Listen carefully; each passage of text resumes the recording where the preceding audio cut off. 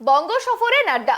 বৃহস্পতিবার অর্থাৎ আজ কপ্টারে মায়াপুরের ইস্কন মন্দিরে যাবেন বিজেপির সর্বভারতীয় সভাপতি। ইস্কন মন্দিরে পুজোয় সামিল হয়ে প্রসাদ গ্রহণ করে সন্ন্যাসীদের সঙ্গে বৈঠকে বসবেন তিনি।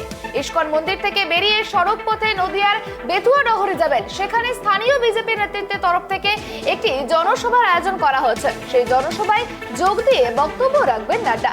এরপর জেলা নেতৃত্বের সঙ্গে বৈঠক। সেই বৈঠকে রাজ্য বিজেপি নেতৃত্বেরও উপস্থিত থাকার কথা রয়েছে। মূলত পঞ্চায়েত ভোটে রণকৌশল স্থির করতেই জেলা ও রাজ্য স্তরে দলীয় নেতৃত্বের সঙ্গে বৈঠকে বসবেন বিজেপি সভাপতি। এই বৈঠকের পরেই দিল্লি ফিরে যাবেন তিনি। মূলত পঞ্চায়েত নির্বাচনের আগেই দলের শক্তি যাচাই করে নিতেই এবং দলীয় কর্মীদের মনোবল বৃদ্ধি করতেই রাজ্যে এসেছেন নাড্ডা।